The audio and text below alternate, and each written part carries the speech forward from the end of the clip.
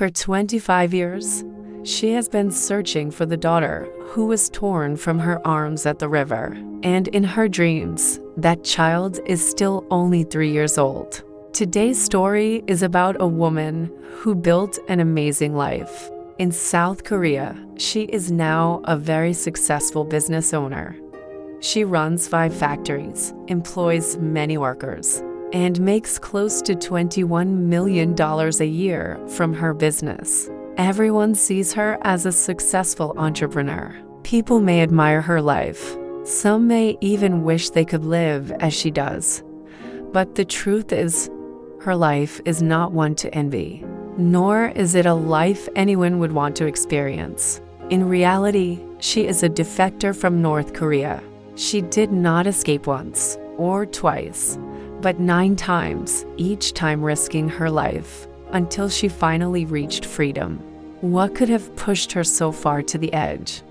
Why did she keep going, even when every failure brought punishment and hard labor? This is the story of Kim Young-ya. For convenience, we will simply call her Kim. Kim had served as a North Korean military nurse officer in Jangpyeong County, near Kaesong, for 11 long years. At first, wearing the uniform gave her a sense of purpose and status.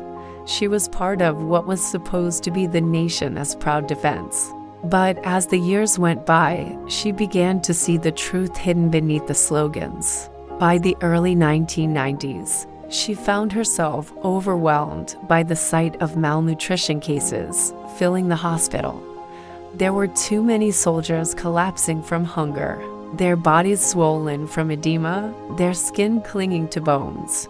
The wards could no longer contain them, and she and her colleagues were forced to set up makeshift tents outside. Entire rows of patients lying on the cold ground, waiting for care that never truly came. These were not strangers. They were young men, the supposed backbone of the country's military might. Yet they were starving to death before her eyes. She watched comrades fall unconscious during drills, their broken bones left untreated, wounds festering until infection claimed them. Every day, she held the charts, recorded their conditions, and often stood powerless as one more soldier slipped quietly into death. As a nurse officer, Kim was placed at the front row of reality. The image of the People's Army as the pride of the nation crumbled for her. If even soldiers, the most valued resource of the state, were left to starve and die unattended, what fate awaited the ordinary citizens outside the barracks? She understood then. The system was not built to protect its people. It was a machine of control, indifferent to whether its citizens lived or perished. The tented wards of her hospital were nothing more than a mirror, a miniature version of the entire country. And so, as her discharge approached, she did not feel relief or joy. Instead, she felt the weight of something far heavier. The uniform had at least given her a shield, however thin. Once she stepped out, she would be defenseless, thrown into the same harsh world she had glimpsed through her patients. Beyond the barbed wire of the military compound, there was no safety, only the same hunger, the same despair. Her discharge was supposed to mark freedom, but to her, it meant something else, a descent into the unknown, into a life stripped bare of protection. The closer the day came, the more it pressed on her chest like a stone.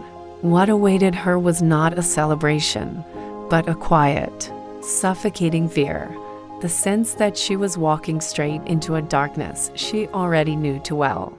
When Kim left the army and stepped back into civilian life, there was no relief waiting for her. The world outside was even harsher than she had feared. The uniform was gone, and with it the thin shield it once provided. Now she was simply another woman struggling to survive in a country where even food was a dream. Houses were stripped bare. Families huddled in cold rooms without blankets, without rice in their bowls. Children with swollen bellies scavenged through trash heaps. The silence of entire villages was broken only by the scraping of shovels against frozen earth, digging for roots and weeds to boil into bitter soup. Out of desperation, Kim crossed the frozen river into China. Not once, but 3 times. Each time she was caught, dragged back, and delivered into the hands of the BOWIBO, the Ministry of State Security. The interrogations were not about truth. They were about breaking her. Guards ordered her to strip completely naked, tearing away the last shred of dignity she had. In the harsh fluorescent light, she stood exposed, shivering, her body no longer her own. Then came the violence. Fists slammed into her ribs, boots crashed against her legs, her head snapped back under the weight of blows. She was hurled to the floor, kicked until she curled into herself, then yanked up again only to be struck down once more. The pain was so relentless that there was no time left for shame. The humiliation of being stripped bare was drowned in agony. In those rooms she was treated worse than an animal, worse than an object. Her cries meant nothing. Her body was just a target for their rage. By the time they were finished, she lay trembling and bleeding, barely able to move. Long after the wounds healed, scars remained across her body, permanent reminders of brutality. For a woman, it was not only physical torment, but a wound carved deep into her soul. When she was finally released, she discovered freedom had not returned. The authorities summoned her older brother and ordered him to watch her. From then on, her own family home became a prison. Every step she took was shadowed by suspicion. Every word she spoke was weighed, measured, and feared. Life dragged on. Kim married, not out of love, but survival. She entered her husband's home with nothing. No bedding, no blankets, not even clothes to offer as part of the marriage tradition. In North Korea, a bride was expected to bring everything, down to the smallest household items. But Kim arrived empty-handed.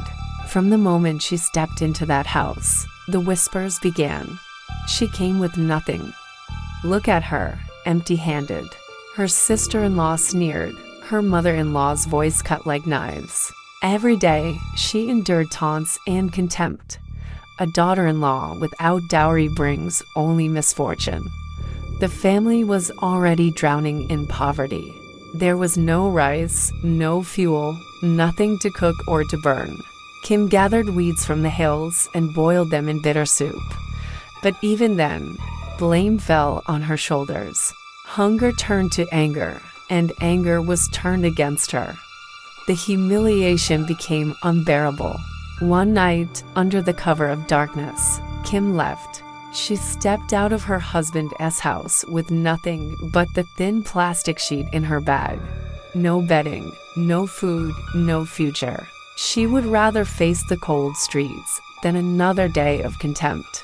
It was only after leaving, living alone under scraps of plastic and scavenging for food, that she discovered she was pregnant. The realization struck her not as joy, but as dread. I have nothing. How can I raise a child when I cannot even feed myself?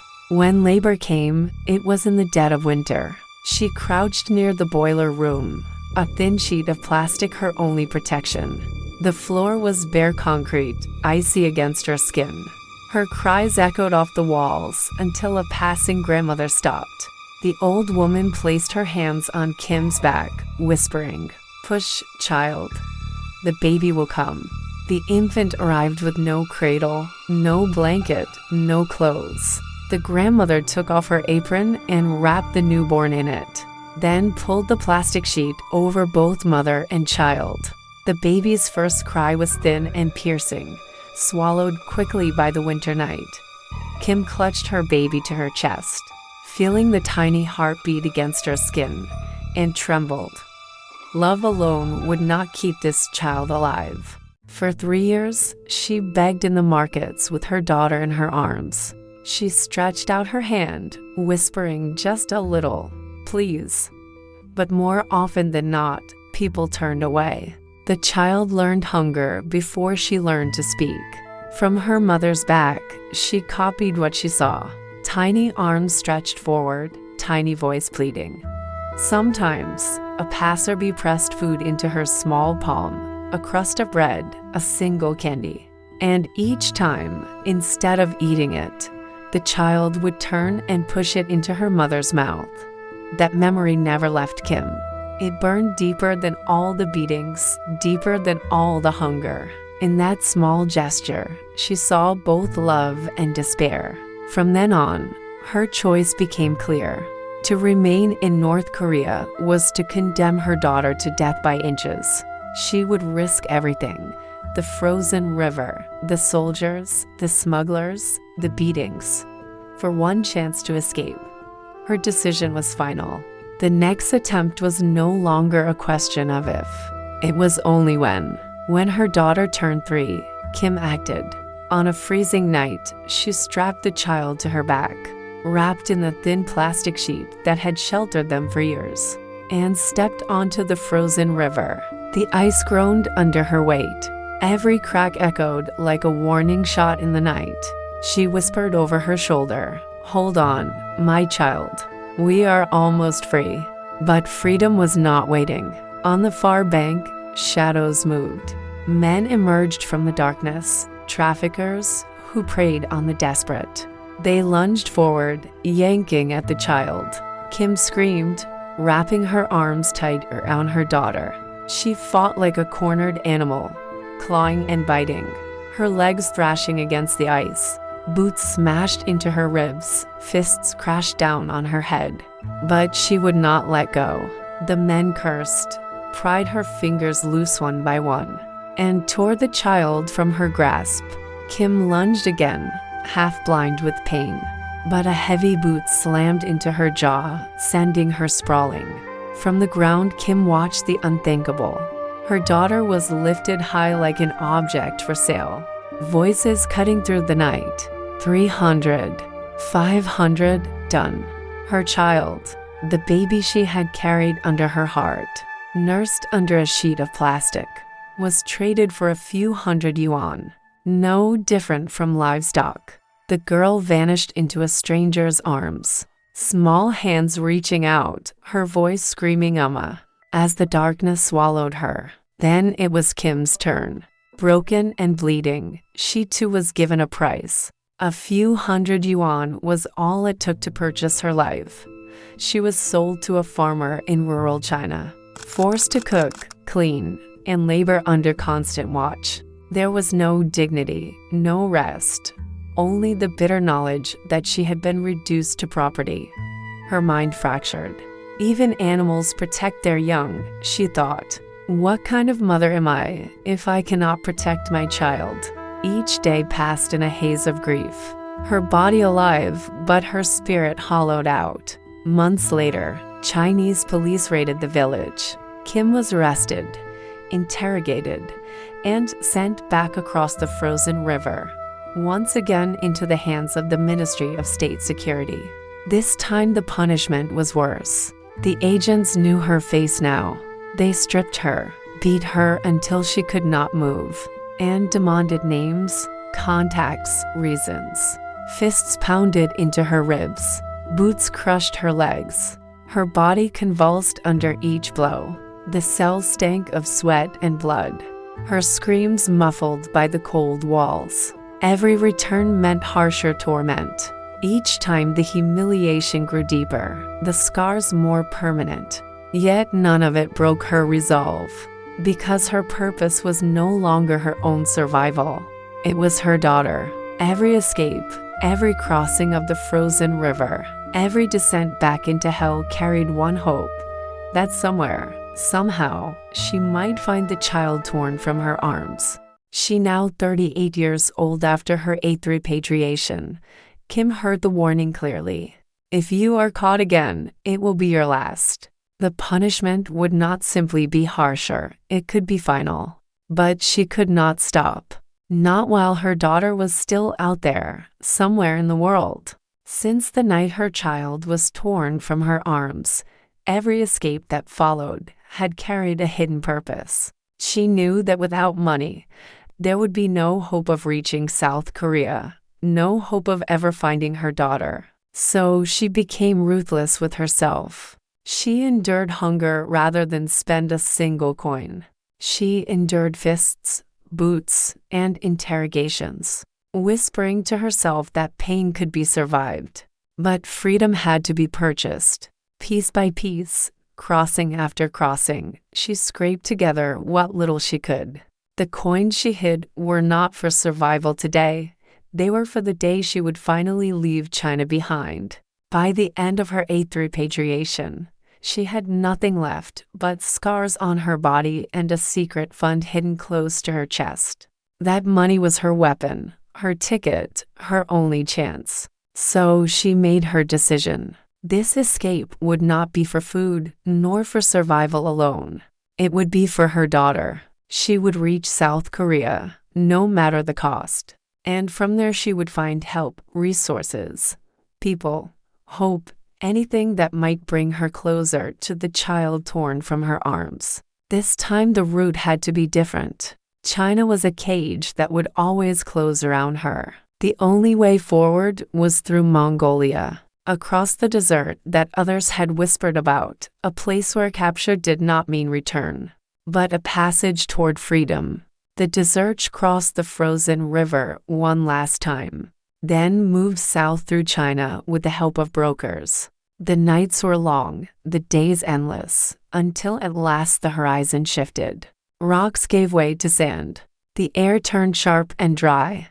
Before her stretched the Gobi Desert. She walked beneath a sky crowded with stars, so bright they seemed to hum above her. Each step pressed into the sand with a soft crunch, quickly erased by the wind. By day, the heat was a hammer. By night, the cold cut through her clothes like knives. Her lips cracked, her tongue stuck to the roof of her mouth. Her throat burned as if filled with dust. She later said, "I thought I would die of thirst." Every gust of wind carried the hiss of sand, stinging her face, filling her ears with a low roar. She stumbled, fell to her knees, pushed herself back up.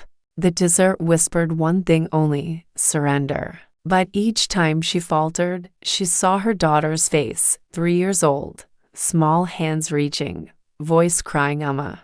That memory dragged her forward when her body had nothing left. At last, faint lights appeared in the distance. Not stars, not fires, but flashlights sweeping the sand. Border guards. For a moment she froze, terror choking her. If they turned her back, it would be the end. Shouts broke the silence. Men surrounded her, their voices firm, their flashlights cutting across her face. She collapsed, waiting for the blows, the chains, the return. But none came. Instead, cold hands lifted her gently to her feet. The guards spoke in a language she did not understand. She was taken into custody, but it was custody that meant life, not death. From there she was moved to Ulaanbaatar, the capital of Mongolia. For the first time in her life, she was not hidden in shadows or beaten in interrogation rooms. Instead, she was processed, sheltered, and told she would not be sent back. Weeks later, Kim boarded a plane. As the engines roared, she pressed her hands together, whispering the same word again and again: freedom, freedom. When she stepped onto South Korean soil, she was no longer a fugitive. She was free. When Kim finally stepped onto South Korean soil, she was 40 years old, scarred, exhausted, but alive. Her journey had taken more than a decade, filled with failed escapes, imprisonment, and endless danger. Now she stood in a land of safety, though her heart still trembled with uncertainty. Like all who crossed the border, she was taken to the National Intelligence Service, and for weeks she was questioned in small rooms under bright lights. Every detail of her life was examined, every memory picked apart, to ensure she was not a spy. Compared to torture cells, the questions were nothing. Compared to the Ministry of State Security, Here at least no fists were raised. After the investigation, she was sent to Hanwon, the resettlement center, where North Korean defectors spend months learning how to live in a modern society. For the first time, she touched a bank card, swiped it at an ATM, and realized money could exist in numbers on a screen. She learned how to ride the subway, how to read store receipts, how to sign forms. The center taught her more than survival. It gave her the first fragile glimpse of belonging. Life after Hanwon was not easy. She began at the very bottom, factory shifts, kitchen labor, long days that left her hands raw. But Kim was not ordinary. She carried with her the relentless endurance forged by years of hunger, beatings, and survival. Slowly, she built something of her own. A small workshop grew into a factory. One factory became 5. Within years, she employed hundreds, producing goods that filled markets across the country. Today, her businesses generate nearly $21 million a year.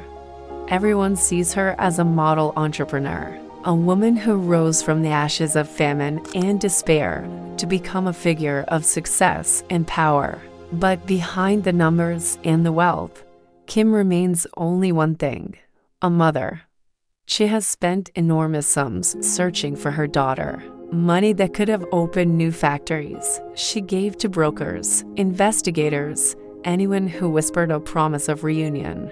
She was cheated, deceived again and again, but she never stopped. Because no amount of betrayal can extinguish a mother's hope. Even now, she says, I still dream of my daughter. And in my dreams, she is still only 3 years old. In those dreams, she sees a child running across a field, small hands reaching for her. And each morning, Kim wakes with tears on her face, yet with the same vow that carried her across rivers, prisons, and deserts. She will never stop searching.